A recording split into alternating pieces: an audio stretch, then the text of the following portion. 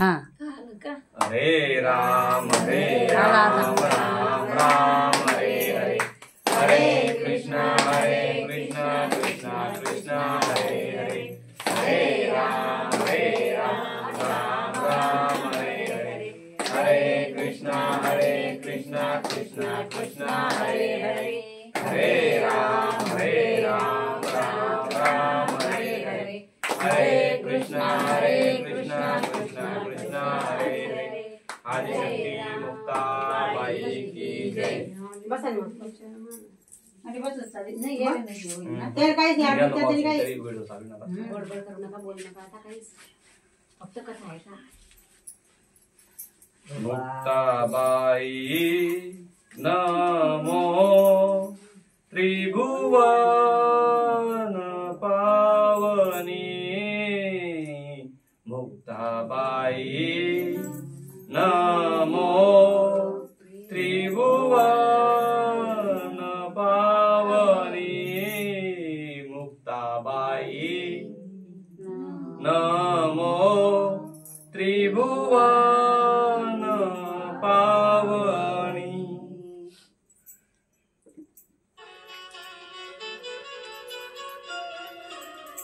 आपण कालच्या अध्यायामध्ये बघितलं होतं की सासवडला सोपान काकांचा समाधी सोहळा हा चालू आहे आणि त्या ठिकाणी वटेश्वर महाराज यांनी सुद्धा सोपान काकांबरोबर समाधी घेण्याचा आग्रह धरला आणि त्या ठिकाणी वटेश्वर महाराज व सोपान काका यांनी त्या ठिकाणी समाधी ही सासवडला त्या ठिकाणी अभ्यास चालू आहे का तो आपण काल बघितला. त्या ठिकाणी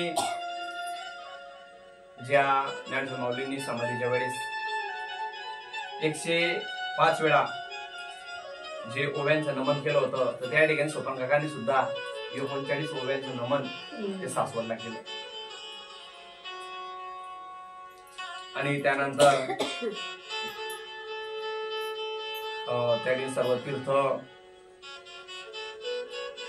आणि ऋषीमुनी त्या ठिकाणी सगळं भगवंत देव अवतार त्या ठिकाणी पूर्ण आलेले होते आणि सोपान काकांचा सुद्धा काही अधिकार कमी नव्हता. आणि आपण त्या वंशात जन्मलोय म्हणून आपला काही अभिमान कमी नाही. आपण ज्ञानेश्वर माऊलीच्या वंशामध्ये म्हणून त्या ठिकाणी आपण बी कमी नाही. तिथं सोपान काका सांगता त्या ठिकाणी मुक्ताबाई असेल, ज्ञानेश्वर माऊली असतील, दादा असेल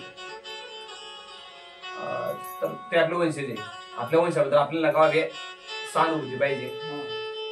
आणि आपण आता म्हटलं कधी कधी आपल्या धर्माबद्दल कोणी काही बोललं तर आपण ते सहन नाही करत किंवा आपल्या वंशजाबद्दल कोणी काही बोललं आपण ते सहन नाही करत.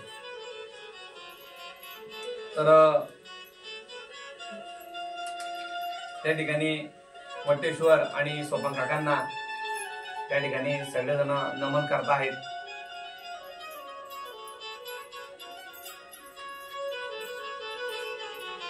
मुक्ताबाई व निवृत्तीनाथांना असं हे दुःख झालं. समाधीच्या बाहेर आले व नंतर ऋषीमुनींनी बाहेर आले, समाधी शिडा लावली आणि त्याची समाधी घेतली काकांनी.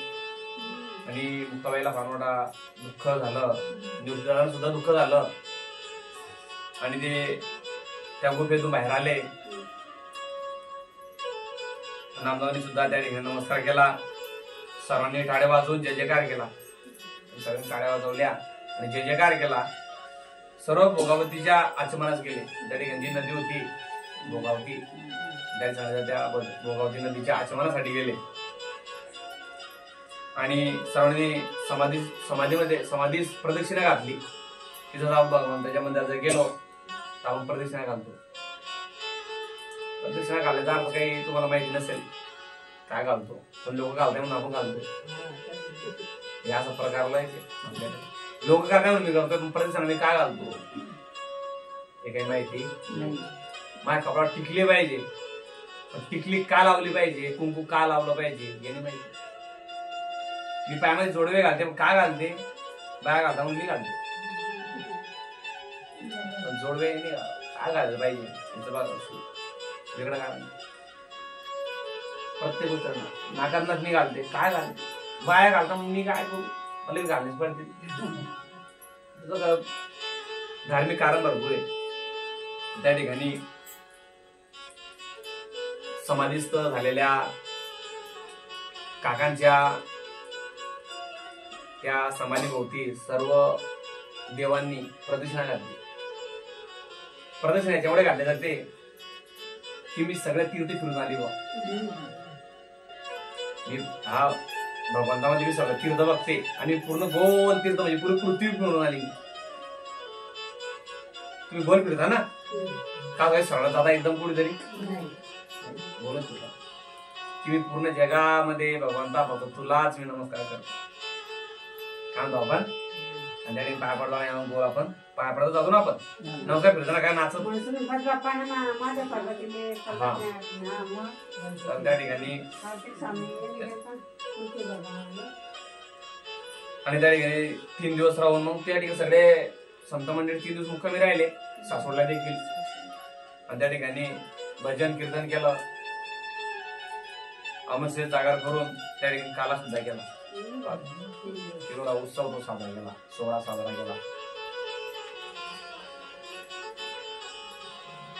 सोपान देवाची समाधी तिथी मार्गदर्शक वर्ष 1300 बुधवार बुधवार. आणि ज्ञानेश्वर महाराजांची समाधी कधी? वार गुरुवार. आजचा गुरुवार आहे, आजचा गुरुवार आहे. आजच त्याच दिवशी ज्ञानेश्वर महाराजांची समाधी. म्हणून गुरुवार हा दिवस आडणीमध्ये गर्दी राहते, बुधवारी सासवडला गर्दी राहते. दिवस जो आहे गुरुवार म्हटलं की आपण बी ओम साईराम म्हणतो. गुरुवार म्हटलं की जय गजानन. जय गजानन म्हटल्यानंतर गुरुवार गजानन महाराजांचा वार. आज माझं बी परम भाग्य की आजचा गुरुवार होता आणि माझ्या हस्ते आज आरती होती नांद्र्यामध्ये गजानन महाराजांच्या मंदिरामध्ये. त्या गावातल्या समितीनं माझ्यावर तो आजचा भाग्य माझं की ते माझ्या हस्ते आरती केली. आणि त्या गावातली पूर्ण मंडळी त्या ठिकाणी 500,000 लोक त्या ठिकाणी उपस्थित असतात. एक वेळेस नक्की तिथून दर्शन द्या त्या मंदिराला. संत गजानन महाराजांचं मंदिर नांद्र्याला. मूर्ती बघतच राहावी. जशी आपण ती मूर्ती पाहतो चैतन्यधामची तशी ती मूर्ती गजानन महाराजांची तिथं नांद्रा आहे आपला डोर नांद्रा. पण आपण गेलोच नाही पाहिलीच नाही जरा त्या ठिकाणी आज गुरुवार होता. आम्ही सुद्धा त्या ठिकाणी दर्शन घेऊन आलो. त्या ठिकाणी आरती करून आलो. तर गुरुवारी 7 वाजता आरती होती त्या ठिकाणी. दर गुरुवारी भंडारा होती त्या ठिकाणी. 23/11/1216 23/11/1216 ती समाधी घेतली. आणि काही लेखांनी अभंगाद्वारे त्रयोदशी सिद्ध होते. कारण द्वादशीला रात्रंदिवस कीर्तन केले, त्रयोदशीला भोगावतीत सर्वांचं स्नान करून सोपान समाधीस निघाले. या ठिकाणी समाधी तीर्थ मार्गशीर्ष वैद्य 13लाच झालेली आहे. निवृत्ती मुक्ताबाई चांगदेव संगे रुक्मिणी पांडुरंग समुदायाची सोपानाला समाधी देव निवृत्तीनाथ देवांना घेऊन सासवडच्या उत्तर दिशेने निघाले. मग त्यांनी समाधी घेतली. त्या ठिकाणी निवृत्तीनाथ देवांना घेऊन सासवडच्या उत्तर दिशेने निघाले. सासवडवरून ही भक्त मंडळी तीर्थे करीत पुणतांब्यात जात असतात. ते आरंभाला भुलेश्वरला गेले. तेथे पूजा अर्चा करून 3 दिवस राहिले. तेथून जेथे परशराने तप केले अशा सिद्धेश्वरास गेले. तिथे पूजा अर्चा करून 5 रात्री मुक्कामी राहिले. तेथून कपिलेश्वरला गेले. ते पाहून सर्वांना फार आनंद झाला. तेथे 10 दिवस राहिले. भगवंत सोबत आहे बरं सगळे सोबत सगळा संत मंडळी आहे. तेथून गोदावरीच्या तीरावर काचेश्वराला पूर्ण पौषमास थांबले व तेथून माध्य शुद्ध प्रतिपदेस निघाले ते गोदावरीच्या किनाऱ्यावर असणाऱ्या कुंदाब्याला.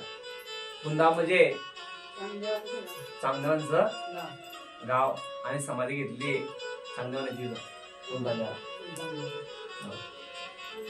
कर्मभूमी त्यांची आपली चांदवड आणि त्यांची समाधी आहे कुंदाब्याला. आणि ते गोदावरी नदीच्या किनारी कुंदाब्या किनारी आहे.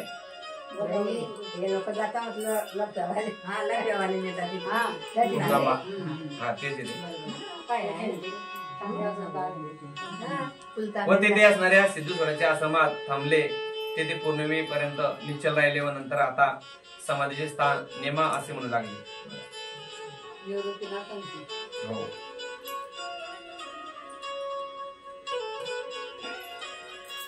तर ते म्हणाले, ज्योतिनाथ म्हणाले की मला माझ्या बहिणीचा विचार करावा लागेल मुक्ताबाईचा.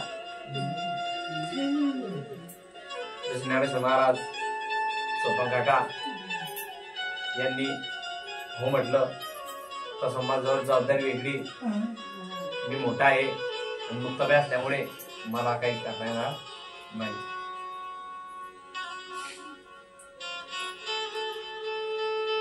नामदेवाला म्हणाले की जसा ज्ञानेश्वरांच्या आळंदीला व सोपान देवांचा सासवडला समाधी सोहळा झाला तसंच आता आपण कुंदाब्यात आलोय तर चांगदेवांचाही करून टाका.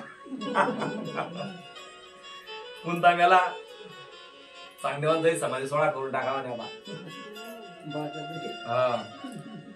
हा समाधी सोहळा मार्च मध्य दशमी पासून सुरू झाला आणि दशमीच्या दिवशी प्रस्थान केले. मग काय की 14 दिवस समाधीस्थ घेणे म्हणजे तो संजीवन असते ना. चांगलं समजून राहिलं की तू काही मरणाने बाबा 14 का 28 वर्ष काढशील पण तुला काय ठिकाणी थांबणं पडणार आहे. चांगल्या दिवस शिव गुरु मुक्ताबाई यांची संपर्क साधला. मग चांगला आपल्याला आपले गुरु आहे मुक्ताबाई यांची संपर्क साधना पडेल. आणि मग त्या ठिकाणी मुक्ताबाईशी चांगदेव महाराजांनी विचार विनिमय केला की मुक्ताई मी आता काय करू. नामदेव महाराज सांगून दिलं की समाधी घ्यायची व सांगून गेला. संत मंडळांच्या गावात आलेली कुंदाब्यामध्ये सिद्धेश्वराचं जे मंदिर होतं त्या ठिकाणी फार मोठा मंडप घातला व मंडपात कीर्तन प्रवचना सुरुवात झाली. मंडपात चारी बाजूंनी पताका लावल्या. ही सर्व धावपळ स्वतः पांडुरंग करत होते. त्याच्या लंगडात त्याच्या बापाचा त्या पोरच्या बापाचा पाय ठेवणार. ज्याच्या घरात लंगडात त्याची मायकोन त्याचा अंधरमध्ये राहते त्या पोरची पाहुणे येतील का त्यांना चार दिली का. तसं भगवंताच्या घरी स्वतः कर्मांच्या घरी स्वतः भगवंत त्या ठिकाणी पूर्ण निवेदन लावताय बघा. गेले आणि मी काहीतरी वेगळा आहे म्हणतो स्वतः भगवंत त्या ठिकाणी पताके लावराले मंडप लावराले टोकर आणणारे टोकर घ्या रे या गोष्टी करत आहे. कधी कधी आपण सुद्धा आपल्या घरी कार्य असल्यावर कधी कधी आपण सुद्धा त्याचा वापर करत एवढं भगवंत बघा स्वतः भगवंताचा वापर करताय. ही सर्व धावण पाहून निवृत्तीनाथ मुक्ताबाई आल्या. तेव्हा चांगदेव पुढे येऊन उभे राहिले व दोन्ही हात जोडून नमस्कार केला. चांगदेव आले त्याने मुक्ताबाईंना आणि निवृत्तीनाथ नमस्कार केला. चांगदेव मुक्ताबाईचे उपकार सांगू लागले. मुक्ताबाई तू लय उपकार केले माव. आणि शेवटी चांगदेव महाराज त्या ठिकाणी रडायला लागले. त्यांचं हृदय भरून आलं व अष्टसात्विक भाव निर्माण होऊन त्यांना देहाचे भान सुद्धा राहिले. बोलता बोलता देह जाणं बोलता बोलता कोणती सुई नाही कोणतं इंजेक्शन नाही कोणतं आयसीयू नाही हसता हसता जाणं. आणि त्या ठिकाणी मुक्ताबाई म्हणतात की जागा हो अजून तू गेला नाही काय म्हणता जो तुम्ही सांगायला होत जाणार तू दम करू नको. जो तुम्ही सांगता ते हलवलं दिले चांदवा उठतो हा वाजून चांदे महाराज म्हणता सिद्धूर येऊन मी 14 दिवस माझं शरीर जतन केलं पण माझे अज्ञान गेले नव्हतं. 14 वर्ष जगला मी, माझं काही अज्ञान केलं नव्हतं. अहंकारानं माझं घर बुडून गेलं होतं. बरं लय अहंकार झाला होता. फायदाच झाला नाही. मी कधी जिंदगीत गुरूंची सेवा केली नव्हती. लोक माझी सेवा करत होते आणि तिन्ही तापांनी मी पडून गेलो होतो. मला एकदम असं झालं होतं की माझ्या शिवाय कोणी जगात श्रेष्ठ नाहीये. अविचाराने माझी बुद्धी मंद झाली होती. अविचार आणि माझी बुद्धी मंद झाली होती. जे मोठे मोठे लोक यायचे ना पाय पडायला, अभिमानाने आलो होतो आळंदीला तुम्हाला भेटायला. तुम्ही काही साक्षात्कार करता पाहिजे. हत्ती घेऊन आलो तो, घोडे घेऊन आलो तो, काय वाघावर बसून काय आलो. पण हा वाघाला बसून आणलं पण वाघ माकडे असा काय आला नाही. मी दिलो मंत्र टाकले तर होतो माकडे आला. थोड्या काय असं आला नाही. चला बाबा तुम्ही चांगले. मी त्याला मोहित केलं वाघाला. म्हणजे मी जी तिकडे तिथे मी काय केला चुकीचीच कामं केली. वाघ जर मला मनानं आला असता आपण म्हटलं असतं तिच्यात अद्वैताची शक्ती होती. वाघ येतोय तर तुम्ही त्याला वाघाला मोहित करून आणताय. मोहित केली आपण म्हणतो ना एखाद्या वेळेस एखाद्या व्यक्तीला मोहित केलेला बरं का, तसा नव्हता.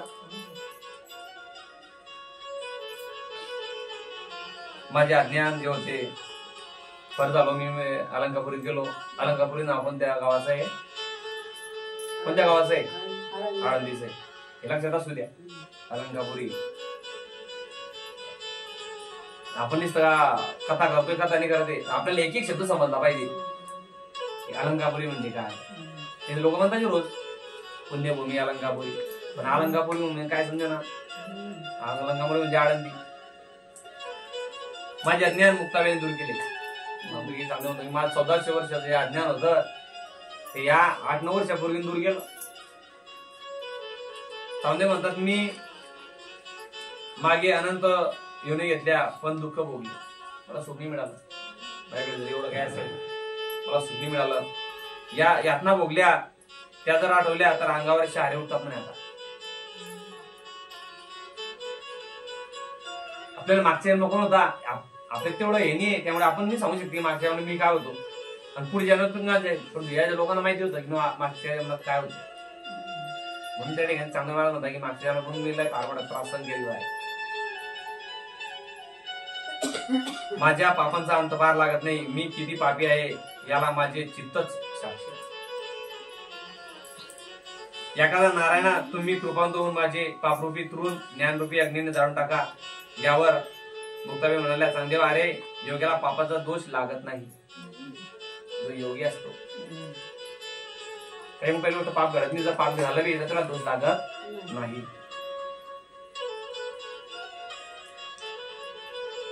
नामदेव महाराज म्हणाले देवा आता चांदेवाचे अंतःकरण भडकलं आहे त्यांना जरा आता शांत करा. तेव्हा चांदेव म्हणतात देवा सर्व विद्यांचा मी अभ्यास केला होता पण त्यापासून मला फक्त क्लेशच निर्माण झालं. मला सगळं काय होतं मला त्यापासून फक्त क्लेश निर्माण झालं. पण मग त्याची मला काही सेवा घडली नाही.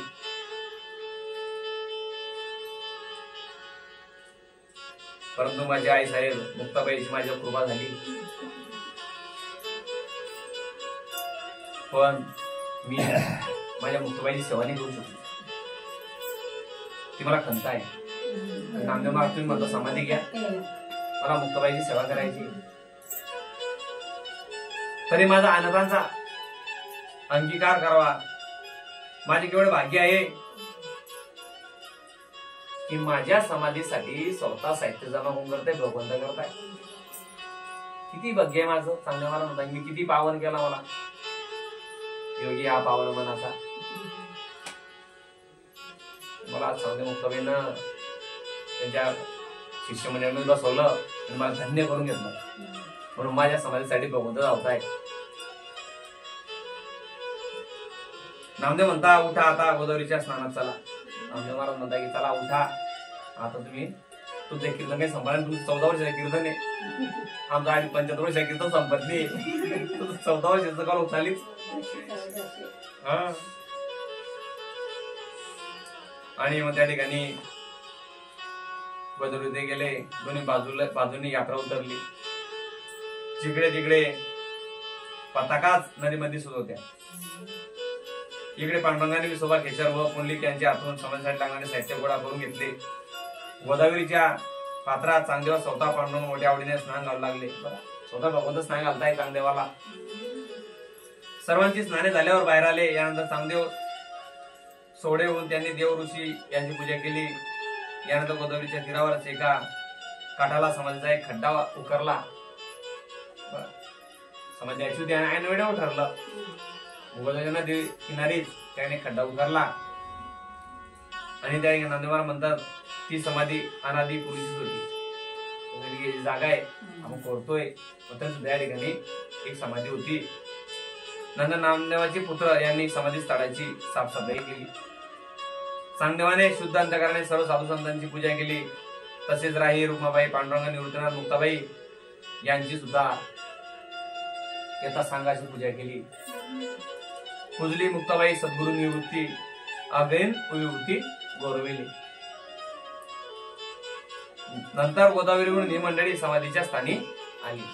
गोदावरी समाधी त्या ठिकाणी घेणार होते, त्या ठिकाणी सगळे मंडळी त्या ठिकाणी जमा झाली. माघ वद्य एकादशीच्या रात्री नामदेवाने कीर्तन त्या ठिकाणी केलं. हा, नामदेव महाराजांचे कीर्तन आलंय. काही हे परंपरा लावून दिली ज्ञानेश्वर माऊलींनी. नामदेवा तुला तो हुशार बनायचं, तू कच्चा असेल, तुला पक्का जर बनायचा तर कीर्तन करावं लागतील. तुला ज्ञान केव्हा देता येईल, जेव्हा ज्ञान केव्हा भेटेल, जेव्हा तुमचं ज्ञान सांगाल ना तेव्हा तुम्हाला ज्ञान भेटेल. ज्ञानचा एक विषय तू दुसऱ्याला सांगा तेव्हा तुम्हाला ज्ञान भेटेल. तुम्हाला ज्ञान भेटणार नाही. एखादा जेव्हा मी तुम्हाला सांगेल ना तेव्हा एखादा मला भेटेल. त्या ठिकाणी ज्ञान हे द्यावं लागतं. दुसऱ्या दिवशी सर्व वैष्णवांचा पारणा करण्याकरता बसवले. चांगदेव येथील पुंदांबेचे स्थानिक दैवत श्री सिद्धेश्वर महादेव याची पूजा व अभिषेक केला. लिंगावर धार धरली. राई रुक्माबाईने स्वयंपाक केला व स्वतः पांडुरंग पत्रावर टाकू लागले.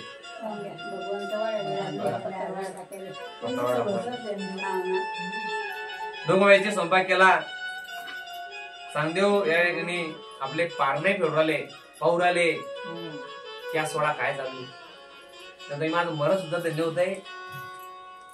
बघा, मरण सुद्धा धन्य होत आहे. त्यांच्या पंक्तीला निवृत्तीनाथ, मुक्ताबाई, विसोबा खेचर, परिसा भागवत, नरेश सोनार, गोरा कुंभार, चोखोबा आदी करून सर्व भक्त मंडळी जेवणात बसली. रुक्माबाई मोठ्या आग्रहाने वाढत होत्या. आग्रह संत मंडळींना एक पोळी खाऊन घेतात, 2 पोळी घ्या ना देवा घ्या. आणि महिला वर्गाचा आग्रह जास्त असतो जरा घ्या. असं वाटतं जेवलं. हा, काही तर त्या ठिकाणी रुक्माबाई मोठ्या आग्रहावर होत्या. नको नको ते भक्त म्हणायचे. काही तर पात्रावरून उठून उभे राहायचे तरी सुद्धा रुक्माबाई वाढत होत्या. काही लोक नको नको आता आता मी उठतो बरं तरी सुद्धा नाही घ्यास तुम्ही आता. हा, आज तरी घ्या. आपल्या भाषेत मग चटकोर घ्या ना. मग चटकोर थोडी घ्या. पण त्या ठिकाणी भक्तगण म्हणले की आता या ठिकाणी रुक्माबाई येत आहे, आता उठलं बरं आपलं. बाबा किती ते प्रेम होतं देवाचं. तऱ्हेतऱ्हेची पक्वान्न बोलणंच होती. हे सर्व भक्त जातपात बाटपाट न धरता एकाच पंक्तीला बसले होते. जातपात 1200ची गोष्ट करतोय आपण, 1216ची जातपात तेव्हा नव्हती. आता सारखं पाहिजे का? नाही पाहिजे ना. सगळेजण विनोबंधन एका भगवंताचे लेकर आहे. त्या ठिकाणी सगळेजण सोबत आला पाहिजे, सोबत बसले पाहिजे. चौधरी, वाणी, माडी, लोहार, खाटीक हे मजा तर वेगळी आहे. बरोबर की नाही? त्या ठिकाणी धनगर बघा, हेच आपला खऱ्या अर्थानं वारकरी संप्रदाय. वारकरी संप्रदाय हा सगळ्यात जुना आणि सगळ्यात वारकरी संप्रदाय बरोबर कोणी करू शकत नाही. वारकरी संप्रदायामध्ये ना कोणी लहान थोडं आणि सगळेजण सारखे. निवृत्ती व मुक्ताबाई यांचे डोळे भरून आले. त्यांचे सात्वन पांडुरंगाने केले. विसोबा केदारांचे डोळे भरून आले. परिसर भागवत पुंडलिक तळमळ करू लागले. भोजन समारंभ झाल्यावर गंगेवर आचमन करण्यास गेले. सर्व संत मंडळी समाजावर येऊन बसली. लहान लेकराला जशी आई पोटात धरते त्याप्रमाणे मुक्ताबाईने चांगदेवास पोटाशी धरली.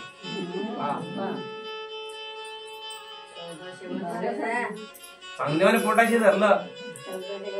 मुक्ताबाई हा मुक्ताबाई धरलं बाळाशी. सांगितलं चांगदेवा.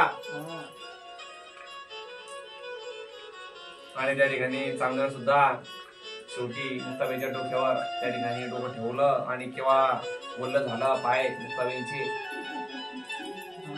मुक्ताबाईंचे पाय ओल्ले केले कशाने? चांगदेवाने. पाय धुते म्हणून काय बोलतो चांगदेव महाराज? मी तुमचे पाय धुते म्हणे. अश्रूनं पाय धुणे बघा तुम्ही. विचार करा तुम्ही मुक्ताबाई किती मोठा अधिकार. आणि त्या ठिकाणी नंतर चांगदेवांनी सुद्धा सुद्धा त्या ठिकाणी नमस्कार केला.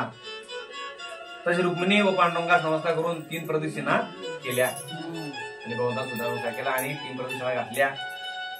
नंतर 13 कडव्याचा अभंग नमन करण्यास सुरुवात केली. किती कडव्याचा?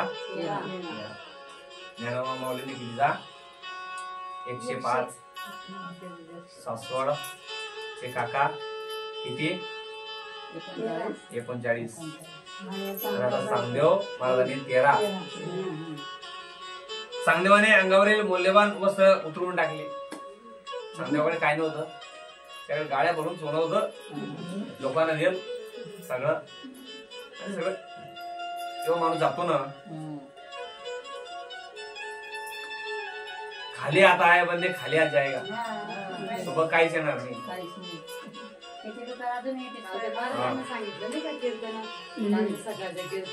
तर त्या ठिकाणी नमस्कार करून त्या ठिकाणी घेतल्या.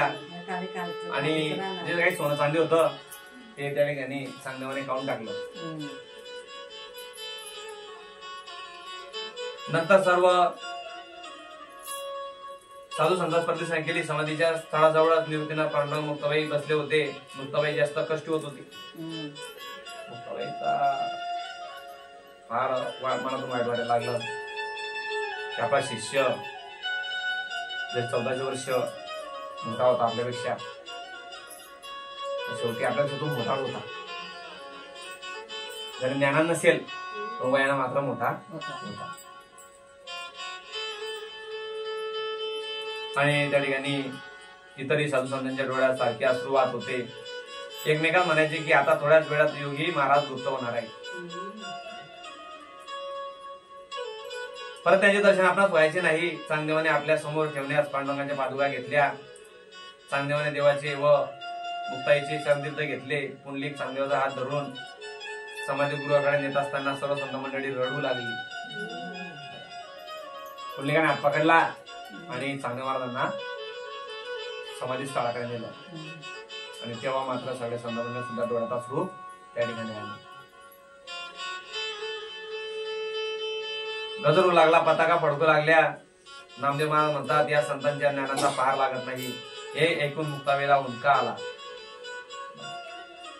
नामदेव महाराज म्हणतात चांगदेवा तुला सत्संगती फलद्रूप झाली. सत्संगती लाभली मुक्ताबाईपासून तुला शास्त्रकार झाला. तुम्हाला त्या ठिकाणी योग्य वेळी कोण मार्गदर्शन करतं योग्य ते फार गरजेचं आहे. आता चांगदेव महाराज तुम्हाला त्या ठिकाणी मुक्ताबाईंचं दर्शन झालं हे तुमचं भाग्य आहे. आणि आपल्या या टप्प्याच्या आयुष्यामध्ये प्रत्येकाच्या जीवन जगत असताना अजूनही बरेच लोक तुम्हाला भेटायचे बाकी. काय बोलतोय मी, अजूनही ह्या टप्प्यामध्ये तुम्हाला बरेच लोक नवीन मिळतील. तुमच्या जीवनामध्ये गजानन सारखा माणूस तुम्हाला 75 वर्षी भेटतो.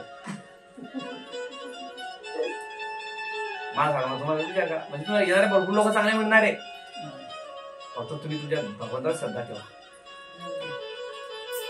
भगवंत कणाकणात व्यापलेला आहे. तुम्हाला येणाऱ्या काळामध्ये भरपूर चांगले लोक भेटणार नवीन नवीन, की ते तुम्हाला जीवन समजवणार आहे की खरं जीवन काय. नाही तर आपलं आहेच पिंजऱ्यामध्ये अडकलेलं आहे. आपण आपल्या घरामध्ये आपला पिंजरा आहे आणि कबूतर का उडून जातो कळत नाही. मग आपण तसं व्हायला नको. जीवन जगत असताना आपण त्या पिंजऱ्यात न टाकता आपण स्वच्छंदपणे या ठिकाणी आपण भगवंताच्या नाव स्मरणात फिरले पाहिजे. तर त्या ठिकाणी मुक्ताबाई सुंदरा शास्त्र झाला. मुक्ताबाईंची तुला मसुरीप्रमाणे खून दाखवली, तेच तर योग्याचे ब्रह्म आहे. तुम्ही खूप दिवस शरीर रक्षण केले, पण मुक्ताबाईनेच तुम्हाला भाऊ समुद्राच्या पार केलं. किती वर्ष जगले काय अर्थ, तुम्ही आता जगत होते, पण तुम्ही काय जगत होते, कशासाठी जगत होते तुम्हाला माहिती नव्हतं. पण खऱ्या अर्थाने जीवन जर तुम्हाला समजायचं, मुक्ताबाईने तुम्हाला समजून दिलं की जीवन काय. कधी कधी होतं ना, बरं होतं लोक म्हणतात आम्ही वयानं मोठे झाले आता, पण आम्हाला काही ज्ञान नाही. आम्हाला काही ज्ञान नाही. तसं झालं होतं. भक्तगणाने समाधीच्या जागी व सभा मंडपात कुंकुवाचे व केसाचे सडे टाकले. चारी बाजूने संत मंडळी उभी राहिली. चांगदेव महाराज आत उतरले. निवृत्तीनाथ व पांडुरंग समाधीच्या घरात चांगदेव गेले. सर्व भक्तगण राम राम असा उच्चार करत राहिले. काय लागले? राम राम. नामाचा जप चालू झाला. राम राम नामाचा जप चालू झाला. ज्या ठिकाणी योगी जेव्हा समाधीला गेले, कोणता जप चालू झाला? रामाचा. राम शब्दामध्ये लय शक्ती. राम म्हणतो राम, पण आपण राम म्हणतो केव्हा? शेवटीच ते लोकांना म्हणायला होतो राम बोलो भाई राम बोलो, लोकांना म्हणायला होतो. पण लोक मागचे काय म्हणतात, मग एवढं त्या काय आहे त्या ठिकाणी आपण त्या सत्य सांगतो. तुम्हाला सांग काय म्हणतो बोलणारा, की जी कीर्ती यात्रा आहे ना, ती तुम्हाला दिसते, सत्य तुमच्या डोळ्या समोर जात आहे, तर म्हणून आता तुम्ही राम म्हणा. याचा तो अर्थ आहे. काय काय म्हणा त्या ठिकाणी राम बोलो भाई राम बोलो असं तुम्हाला म्हणतो. राम बोलो भाई राम बोलो, भाई राम बोलो, हा राम बोलो. पण या ठिकाणी लोकांना काही समजतच नाही. आता तर राम म्हणा म्हणल्यावर हे सत्य आहे. म्हणून त्या ठिकाणी तुम्ही एखाद्या सभासदाला जर बोलले ना मला तर त्यांनी चांगदेव महाराज त्या ठिकाणी जात असताना समाधीकडे सगळ्यांनी कोणता नारा लावला? राम राम. नामाचा जप चालू होता. दोन्ही बाजूनी राई व रुक्माबाई उभ्या असून त्यांच्यामध्ये मुक्ताबाई करत होती. राई रुक्माबाई मुक्ताबाईची समजूत घालत होत्या. पुंडलिक मुक्ताबाईचे समाधान करत होते. बघा साधू संत एकमेकाला प्रोत्साहन, सगळेजण रडताय, सगळेजण रडताय, पण एकामेकाला समजवताय. बघा एकामेकाला समजवताय. ते म्हणणे की तुम्ही बोधाच्या दृष्टीने पाहाल तर काहीच शोकाचे कारण उडत नाही. पुंडलिक काय म्हणता मुक्ताबाईला? पहा पुंडलिक बोलताय तुम्ही बोधाच्या दृष्टीने पाहिला तर काही शोकाचे कारण उडत नाही. नंतर समाजाला मनोहर शेठ घातली व चांगदिवास बसवली. कारण की समाजाला एवढा काही शोक मारायचं काम नाहीये. आनंदाने भक्त टाळ्या वाजवू लागले. त्याचवेळी खेदही होत होता. त्यामुळे डोळ्यातून पाणी यायचे व सर्व डोळ्यांना पदर लावायचे. एकीकडे वाटत होत की एवढं भगवंताच्या साक्षीला सोडा घडतोय आमची गोष्ट आहे, पण एकीकडे वाटत होतं की चांगलं मला दिसणार नाही पुन्हा. हे दुःख वाटत होतं. सगळ्यांनी त्या ठिकाणी पदर डोळ्याला लावले. चांगदेव आसनावर 4 मुद्रा करून 5वी अगोदरची मुद्रा लावून समाधीस्थ झाले. संतांनी समाधीची शिडा राखली, वरून तुळस फुले वाहिली, नमस्कार करून त्या ठिकाणी प्रदक्षिणा घातली आणि त्या ठिकाणी महाराजांचा अशा प्रकारे हा समाधी सोहळा पार पडला.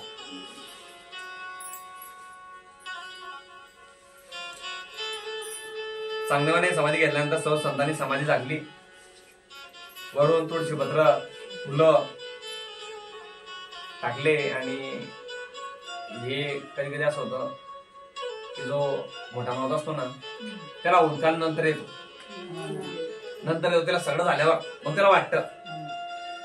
तसं निवृत्तीनाथ झालं. मग मात्र निवृत्तीनाथ त्या ठिकाणी उदका घ्यायला लागली. तर विठ्ठल रुक्मिणी त्यांचे समाधान केलं. निवृत्ती म्हणाले आता राहण्यात काही अर्थ नाही. आणि आमच्या एक एक जण निघून जातोय. आपल्याला आमच्या एक एक जण आता निघून जातोय. आता मला सुद्धा या ठिकाणी आता काही असं वाटत नाही. आणि काही दिवसांनी माझी मुक्ताबाई सुद्धा निघून आहे. काही दिवसांनी माझी मुक्ताबाई सुद्धा निघून देव म्हणाले अहो स्वरूपाचे ओघ स्वरूपातच जात असतात. भगवान म्हणताय की स्वरूप जे स्वरूपाचे ओघ आहे ते स्वरूपातच जातात. तुम्ही आलेले, तुम्ही पाहुणे इथले, हे जरा भान असू द्या. तुम्ही इथले मालक नाहीये, तुम्ही मालक घेतले मालक नाही. तुम्ही आधी आलेले काही तत्वावर काय तुमचा प्रमाण करून ठेवला भगवंताना. तुम्हाला एवढं वर्ष जागे तुम्ही काय करून येता. तुम्हाला नोकरी ठेवल्या आधी, त्यात नोकरी तुम्ही किती प्रामाणिकता आहे तुमच्यावर, तुम्ही काय करताय ते. आणि त्यात शेतकऱ्यांचं काय कारण आहे, मरण जर आलं ना आपल्या मरण आल्यानंतर आनंद वाटला पाहिजे असं जगा ना. तुम्हाला दुःख वाटणार नाही. मनात दुःख केव्हा वाटतं, तुम्ही काहीच नाही करलं तर दुःख वाटणार तुम्हाला. असं जीवन जगा ना की मरण जरी आलं ना वाटलं पाहिजे की नाही मी जातोय ना, ओके मी माझं काम करून जातोय. पण आपण काय आहे, आपलं काय काम समजतो आपण. आपण 10 एकर गेले, आपली तर 25 एकर पाहिजे होती. आपली काय पाहिजे होती, 25 एकर पाहिजे होते. आज काय राहिलं आपलं येच घर आहे पत्राचं, तर सिमेंटचा बंगला पाहिजे होता आपला. म्हणून आपण दुःखी, म्हणून आपण जीवनात दुःखी. समाधान होत नाही ना. बाईच्या घरामध्ये 45 इंची टीव्ही आहे, 45 इंच तेवढा टीव्ही आहे ना. आपल्या घरामध्ये घरी उभी नाही सांगा बरं तुम्हाला. त्या ठिकाणी आपल्याकडे केस नाही ना. त्या ठिकाणी ते सांगता की या ठिकाणी पद्धत जाणार आहे, इथं पण जाणार नाही. आणि ते आठवडे 7 आठवडे ते जाणार आहे. इथे फक्त एका तास सांगितलं जाणार आहे. गजामुनी सांगा तू सांगून सांगणार आहे. एका तास चालू जाणार आहे, हे थांबणार नाही. पण त्या ठिकाणी आपण राहणार नाही, मी सांगला नाही, तुम्ही ऐकला नाही. दोन्हीचा प्रकार आहे. तिच्यात काही एक नाही, पण सत्य आहे ते मानावं लागणार आहे. पण सत्य कोणी सांगत फक्त वरवरच्या कोणी सांगायचे आणि विषयाचं मिटवायचा. सत्य या ठिकाणी आता राहण्यात काही मजा नाही. तुम्हाला सांगतात की आता काही मुक्ताबाई जाईल, आम्हाला एक जातोय आणि त्या ठिकाणी सांगून काही खेत करायचं कारण नव्हतं, सांगितलं खेत करू बाबा इथपर्यंत जाणार आहे असे समाधान त्या ठिकाणी निवृत्तीदारांचं केलं.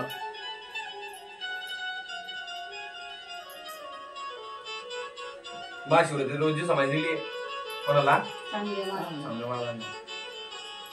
महाशिवरात्रीला मोठी गर्दी नव्हती, मोठी यात्रा होती. 1208 समाधी दिली. सर्व मंडळींनी समाधीला उजवी प्रदक्षिणा करून चांदण्याची बोलवण केली व आचमनास गोदावरी भजन त्या ठिकाणी करीत आले. तेथे आचमन केले व नंतर परत सिद्धेश्वराच्या दर्शनास आले. सिद्धेश्वर महादेवाचं मंदिर 1200 मध्ये होतं.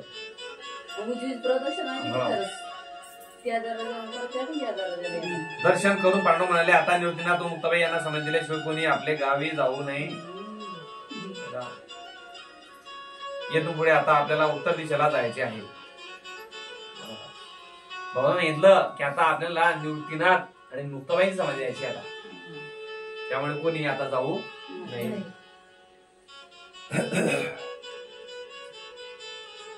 येथून पुढे आता आपल्याला उत्तर दिशेला जायचंय. चांगदेवला समाधी देवा 5 दिवस सर्व संतांनी चांगदेवाचा उत्सव साजरा केला व सुंदर समाधी बांधली. ज्यावेळी चांगदेवाच्या समाधी जवळून भक्त मंडळी निघाली तेव्हा मात्र मुक्ताबाईला फार रडू आला. आणि आपल्याला आपल्या माहेरी गेल्यावर आपण मात्र 8-10 दिवस एकदम एन्जॉय करतो दिवाळीला, आकाशीला, पण जेव्हा मात्र पावलं आईचं घर सोडताना तेव्हा रडू येतं. तोपर्यंत नाही होत. आनंद काय असणं असेल ते असेल करतो, पण जेव्हा बॅग भरतो ना आपली तेव्हा काही पाय म्हणता नाही की कोणी येतो. तसं मुक्ताबाईचं झालं की त्या ठिकाणी चांगदेव महाराज नका सोडावं. एवढा मोठा 14 दिवस असताना सुद्धा आम्हाकडे बालक म्हणून आला. बालक आणि मला सांगितलं की आजपासून माझी आई गोष्टी आठवू लागल्या. आणि असं तसं की एखाद्या वेळेस आपल्याला आपल्यापेक्षा लहान मुलगा जर आला आणि तो एकदम बोलला तर काय ठरवू आपल्या माइंड मध्ये राहत सेट नेहमी ते आपल्या इथे आठवतं. मी बरं आज असा बोलला तर बरं इतका लहान आपल्या असं बोलतो तो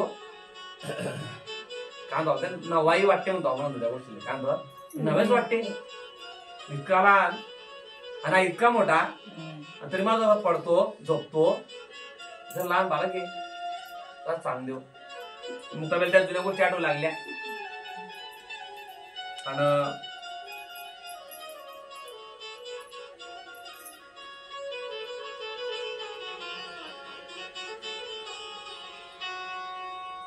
त्या ठिकाणी नंतर पांडुरंग व नामदेव यांनी मुक्ताबाईची सांत्वन केलं. मग मुक्ताबाई आता बसून गेल्या खाली आणि मग नामदेव त्या ठिकाणी आले. लोक आले स्वतः. नामदेव म्हणतात कुंतांबा हे फार महत्वाचे आहे म्हणून तर चांगदेव येथे थांबले. नंतर ही मंडळी फाल्गुन शुक्ल पंचमीला कुंतांब्यावरून निघाली. निवृत्तीनाथ म्हणाले जेथे ज्ञानेश्वरी लिहिली त्या निवासाला आपल्याला जायचं आहे. आणि त्या निवासाचं नाव काय माहिती तुम्हाला? माळसापूर. काय नाव आहे? माळसापूर. त्याला आपण निवासा म्हणतो पण त्या गावाचं नाव माळसापूर आहे. म्हणून त्या ठिकाणी सगळेजण त्या ठिकाणी निवासाला सगळेजण संत मंडळी गेले. निवासाला आल्यावर म्हाळसा देवीचे म्हणजे मोहिनी राजांचे दर्शन घेऊन पूजाभिषेक केला. त्या ठिकाणी मंदिर मी तुम्हाला बोलतो मंदिर सांगितलं तुम्हाला कथा.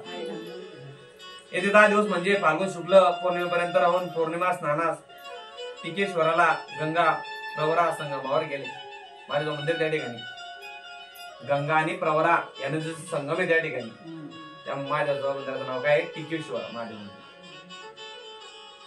याला टोका असे सुद्धा म्हणतात. आणि एक टिकेश्वर हे मंदिर होतं हे पुरातन मंदिर एकदम.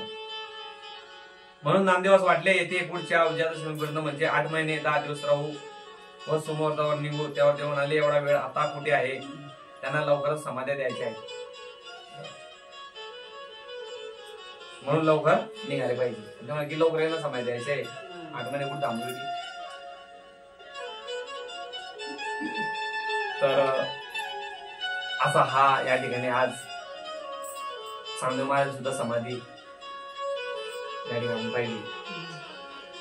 निवृत्तीनाथ महाराज समाधी पाहिली. आपले काकांची समाधी पाहिली सोपान काकांची. आणि येणाऱ्या काळामध्ये ब्रह्मचित्तला आदिशक्ती मुक्ताबाई निवृत्तीनाथ दादा यांचं सुद्धा समाधी देण्याचं स्वतः भगवंतांनी सांगितलेलं आहे. आणि पुढे त्या ठिकाणी उद्या आपण पैठणला जाणार आहोत नेवाशावरून. आता नेवाशाला आहे आपण तर मुक्काम करूया नेवाशाला आणि उद्या पैठणला जाऊ. तर उद्या पैठणला सगळेजण हजर राहा. संत एकनाथ महाराज आपली वाट पाहत आहे. आदिशक्ती मुक्ताबाई की जय.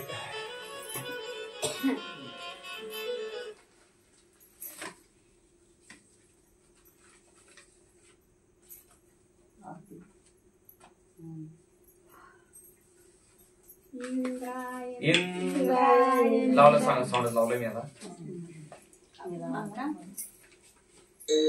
इंद्रायणी का जल श्री मुक्ताई माऊली.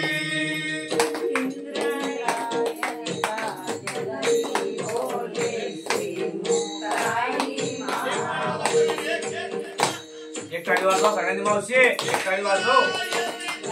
जल बोले श्री मुक्ताई माऊली.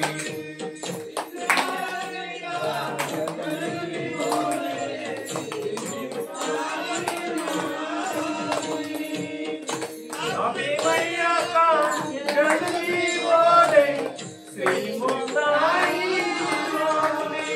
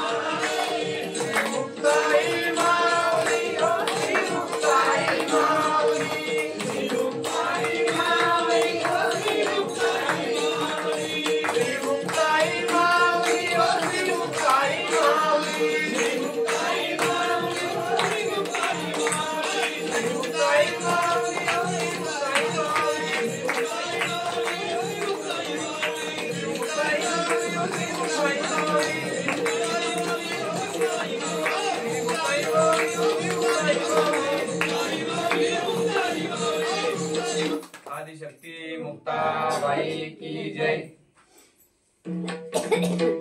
ब्रह्मा विष्णु शिव भगिनी मुक्ताबाई जय देवी जय मुक्ताबाई आदि माते जनी संतोबाई. जय देवी जय मुक्ताबाई आदि माते जनी संतोबाई. तापित प्रवासी श्री रामदेव ज्ञानो बोलून त्याची देव भव. तुमच्याची ती उर्मी सोनी सर्व माया मिथ्या दावी नित्य देव. जय देवी जय मुक्ताबाई. बाई आधी माते जणी वसंत बाई जय देव जय निरंजनी विद्यार्थी करवली बाई बानुचे देवी सुशती होई जनारा जोरे मारे तो बाई जय निशान झाले मुक्ताबाई जय देवी जय मुक्ताबाई आधी माते जणी वसंत बाई जय देव शुभ वचन कमलवती जन्मसी गुण होती माते पुण्यभूमीसी येते प्रेम वैष्णवनाथ टिकली शेषादी तलीन झाला तो जर्नी जय देवी जय मंगळाबाई आदी माते वंदे वसंत बाई जय देवी जय आदी माते वंदे वसंत बाई जय देवी जय आदि शक्ती मुक्ताबाई की जय हे काय लिहू दादा थांबा आता थोडंसं. कृष्णाय वासुदेवाय कृष्णाय वासुदेवाय हरे परमात्मने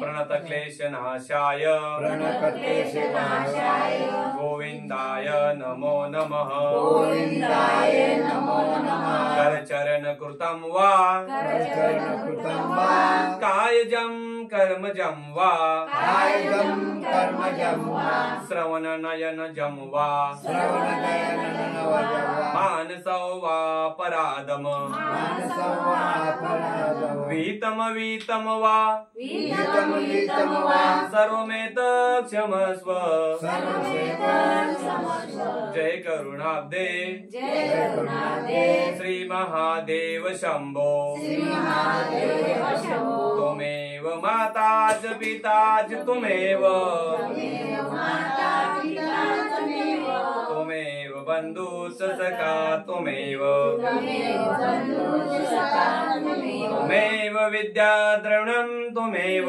त्वमेव विद्याधरं त्वमेव त्वमेव सर्वं मम देव देव त्वमेव सर्वं मम देव देव त्वमेव सर्वं मम देव देव त्वमेव सर्वं मम देव देव आदिशक्ती मुक्ताबाई की जय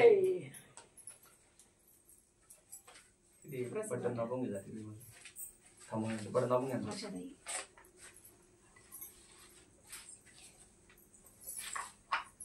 कोणतं बटन? लाल का बस किती कडे? हे का